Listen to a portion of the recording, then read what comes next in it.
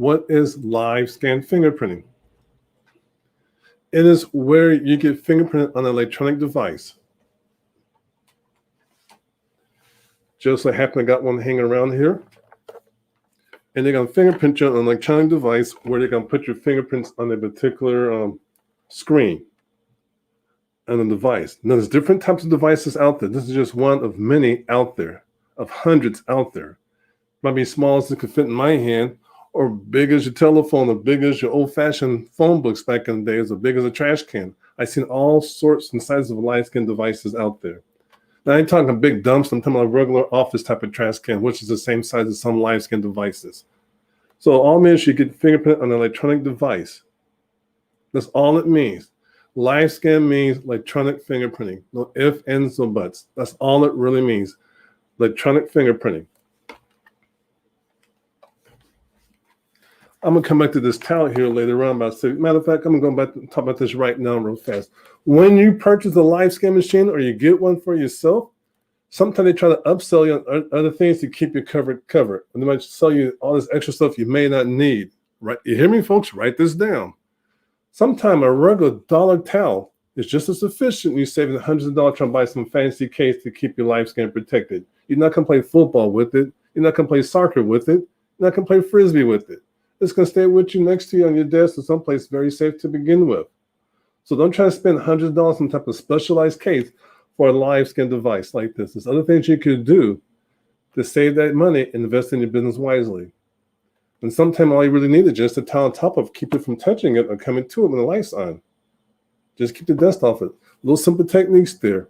More of that there when you take the LiveScan technician course though. Yes, that was a plug-in. All right, but I'm serious about that. LiveScan fingerprinting. So once they capture your fingerprints on electronic devices, we're going to ask, okay, you went to some place in your particular state and you got fingerprinted. What happens next? Well, I left with my fingerprints, or these, I don't know, I just left.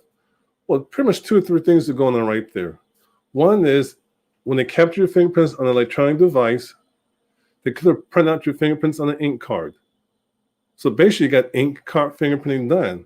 It's just a machine printing the ink on your ink card.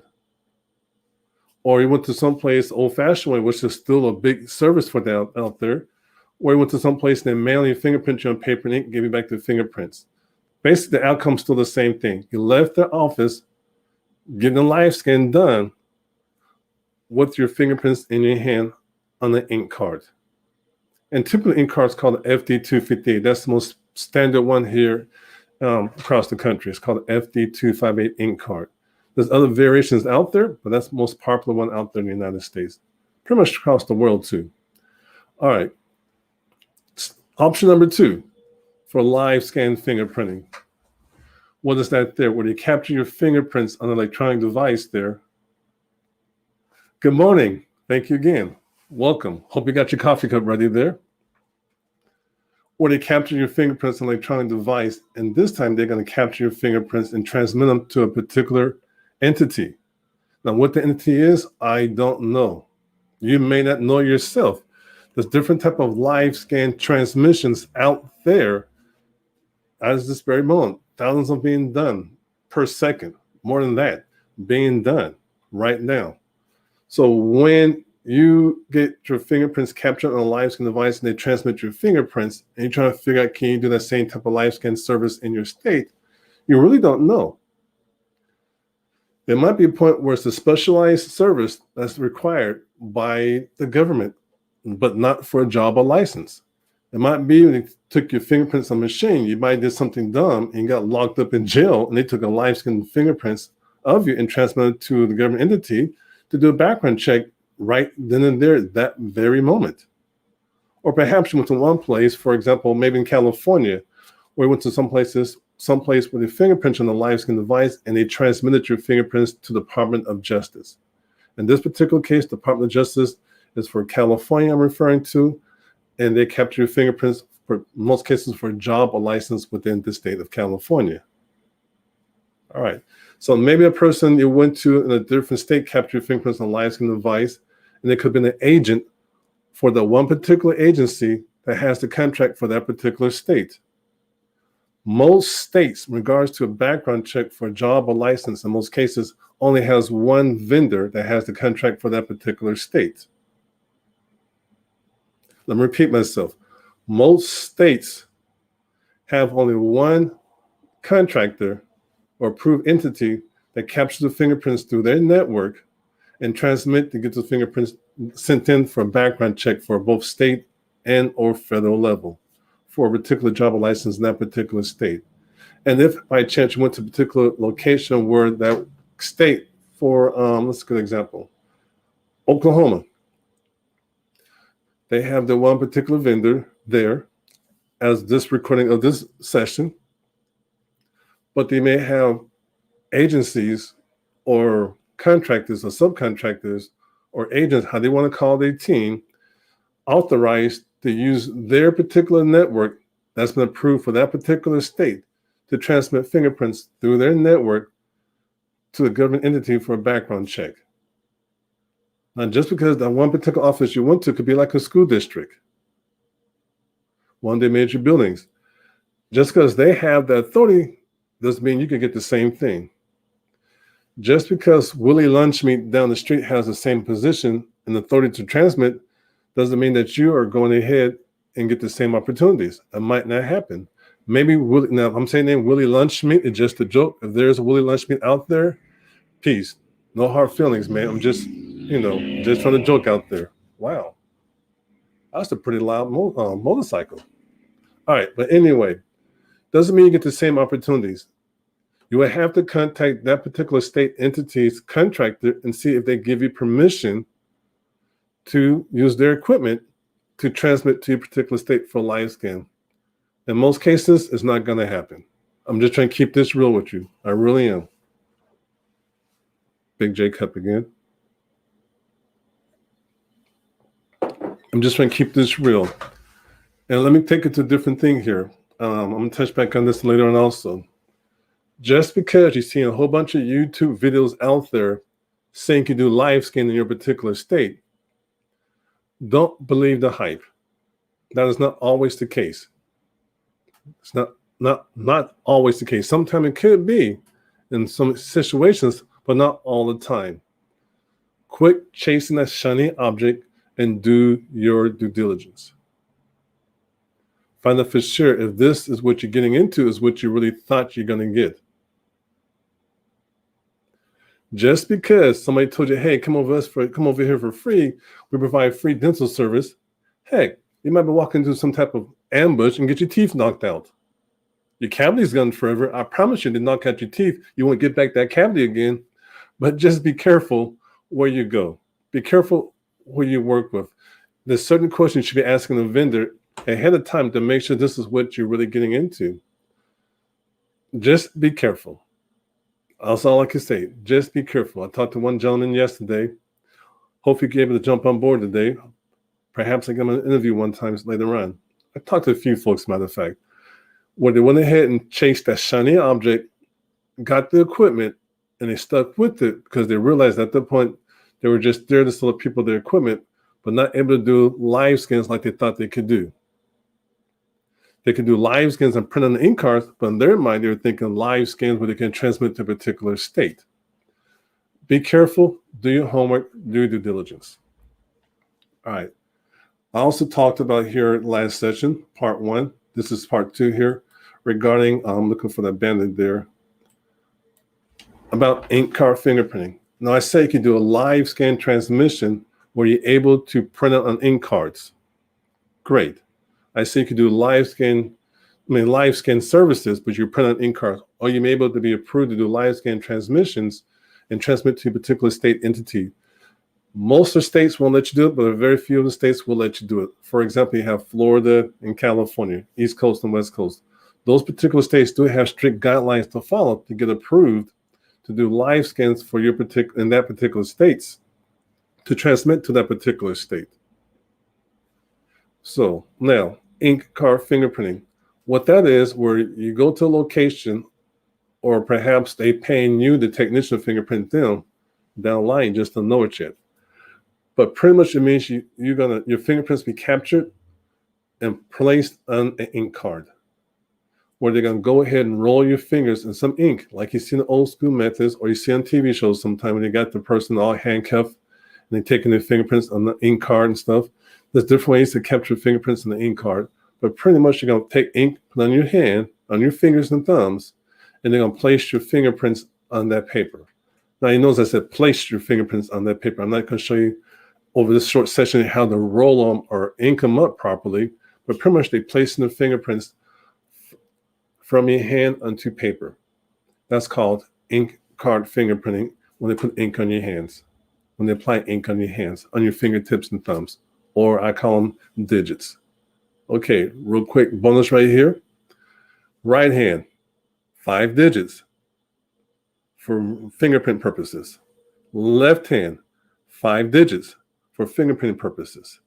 If I was born with an extra finger over here, and I'm doing ink card fingerprinting or live scan, if it's an ink card, you're only going to capture the first 5 digits. If there's an extra digit over here, don't catch it.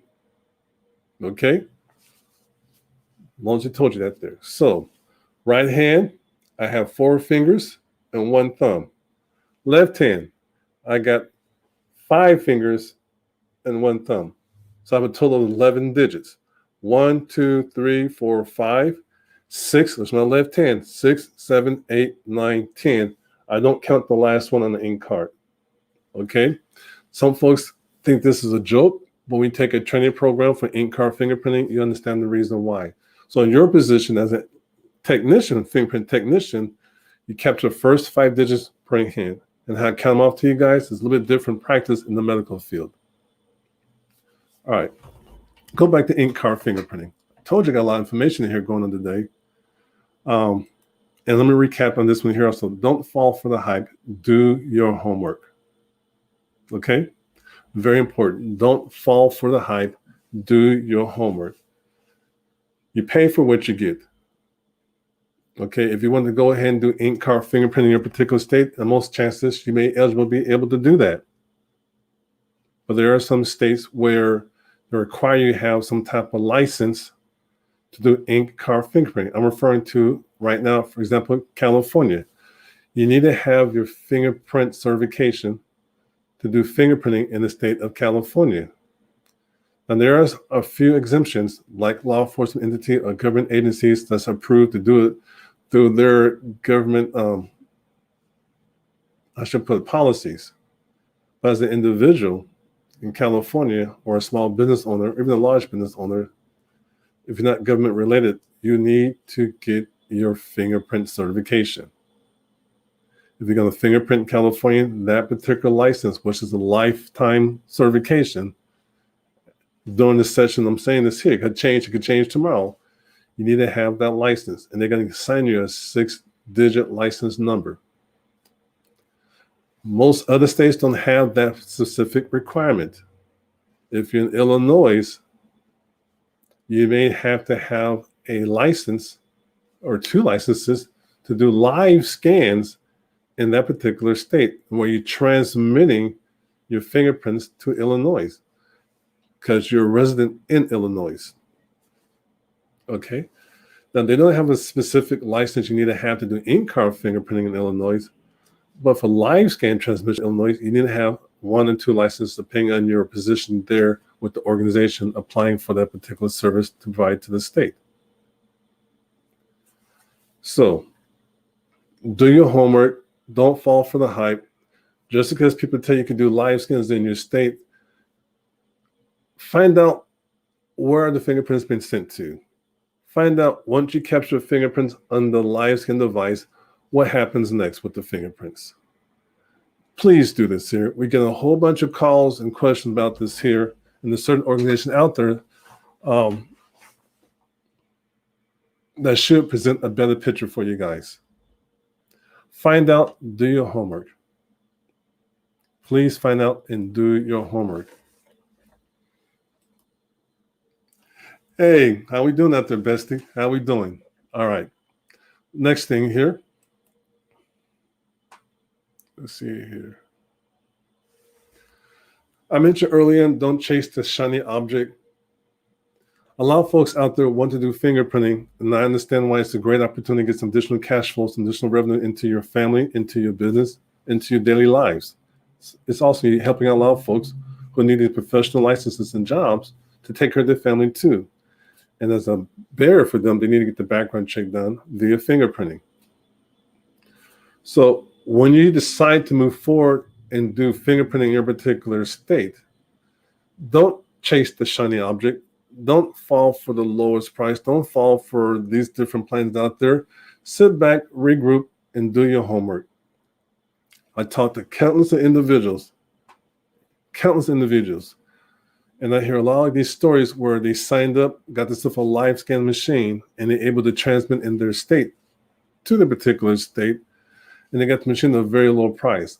But what happened was they pay for what you get. And there's some agencies out there that's going to charge you an exorbitant amount of fees when you hit that send button, that transmission button. And sometimes they're going to tell you that we'll send people to your organization for LiveScan. And every time you hit the send button, we want a piece of the pie. Well, what they didn't tell you, you're going to get a sliver of the pie and they get the rest of the pie. You get your little sliver, they get the rest of the pie. In the long run, you're losing money. How are you going to determine the person that's sent to you came from them? Let me repeat myself. Pay attention. How are you going to determine people who come through your door, people who contact you, came from the agency who sold you that machine, and they're going to offer you a sliver of the pie where they get the rest of the pie? How are you going to monitor that? How are you going to know? Now, if they have a service out there and they can tell you who it is, it's a great program and it works very well, and they get a small piece of your pie, and it's a good business model for your organization, then by all means, move forward with it. But do your homework first. Because it might sound good right now because you're brand new in the industry, but 6 months to a year to 5 years or so, longer, 10 years, 20, whatever case may be, it might be the best decision. So I'm telling you now, I'm sharing with you right now, think about the numbers, do some number crunching, do your homework. Now, when you take our course like the LiveScan Technician course or the ink card fingerprinting program or the mobile fingerprinting course or course it may be, we go in detail about situations like this. Questions you should be asking your LiveScan provider or the vendor you're going to buy the machine from ahead of time before you put down that big chunk of money. So just do your homework and be prepared. Now, don't call us up and try to ask us all these questions and stuff for free. That's not going to happen. What we share one individual might be completely different from your situation there. Until we get a chance to understand your business model, got a chance to work with you in the training program, then we have an understanding of what you really need for your business. Then we refer you to different opportunities at that point. But just out the blue, come on, that's not going to happen. That's not real world. And if they're trying to give you something that fast out the real world without even knowing your business model, buyer beware. Run fast. Run fast. All right, let's go back over here. Now, my recent phone call, in so many words, is how this individual felt like. He chased a shiny object, or this individual chased a shiny object. It sounded real good on YouTube. They read and thought what they're getting was what they're going to get. Remember, the word LiveScan, all it really means is electronic fingerprinting. Less you could push transmission button in your state. But it doesn't mean that that transmission button on your LiveScan device is going to that particular state. It might be transmitting over to the printer to print on the ink cards. Or it might be a different type of program you heard nothing about that sounded real good talking to them on the phone or online, where the case may be. But really, once you got your product, all you heard was crickets. Like, where are they at? Where do they go? What do I do next? I thought. You thought. Was it in writing? Did you ask specific questions? People, please listen. I'm trying to share with you here. This information is from my experience doing fingerprinting for decades.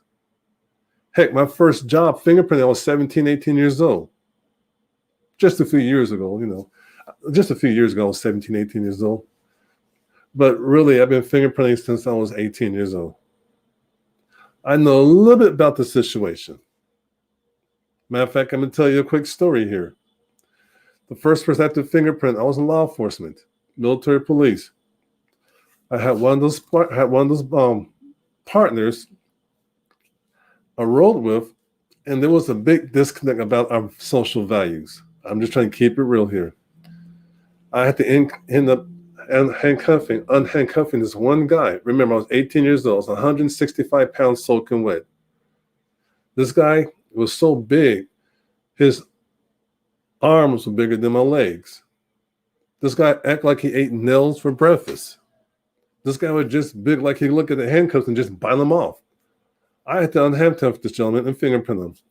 But in so many words, I had to go ahead and tell him, I will send on YouTube here, if you move, I will stop you. I leave out the words in between, but when I emphasized that, he realized I had a 45 on my side. So he calmed down. I got him to relax. We got him to joke around. I fingerprinted the guy.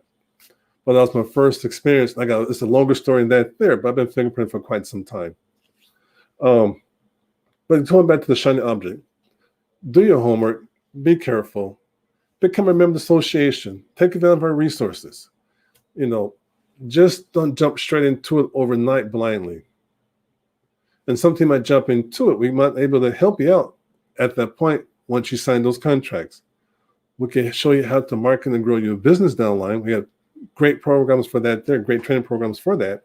But please do your homework.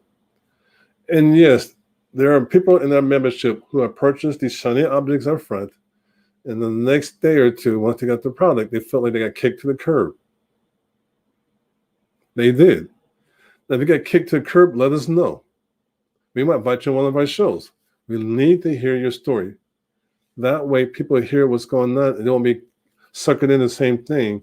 What's going to be, I don't use the word sucker, misled or misinformed, but what they're really going to get, or perhaps the right questions were not asked at that time.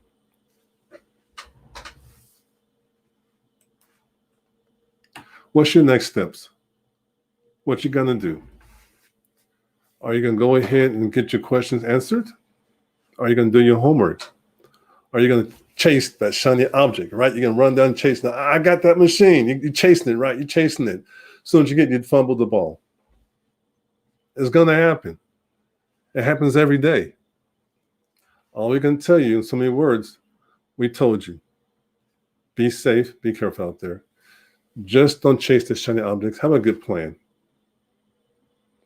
Part of the plan is becoming a member of the National LiveScan Association. Part of the plan may include you taking some advanced training programs on your organization to grow your fingerprint business via ink card or even a LiveScan machine, or perhaps both. Please do your homework. Don't rush into it. Become a member of the association. Take some professional training. Know what you're getting into ahead of time. Please don't rush into it. It's a business investment. Can you make money doing it? Yes. How much can you make? I don't know. But can money be made? Yes. Now don't ask me how much we make or how much I can make in it. The numbers will astound you. That's all I can say. They will astound you. Now, have been some bad periods in fingerprinting businesses? Yes, it has. Yes, it has. It's a business, not a hobby. It's a business. You need to treat it like a professional business, not a hobby. So keep that in mind. Just focus on being productive and quit being busy.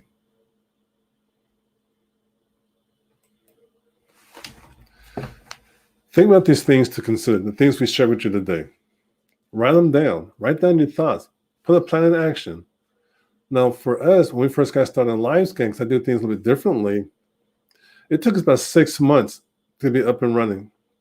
Now, in California, it took about 3 months. Before the 3 months getting started, we did our due diligence. And there was very little information out there at that time about what is fingerprinting, what is LiveScan, what is in-car fingerprinting. What we saw online for one state, we thought applied for our particular state. It doesn't work like that. We see things online that might apply for a different situation. Most likely, it will not be your situation.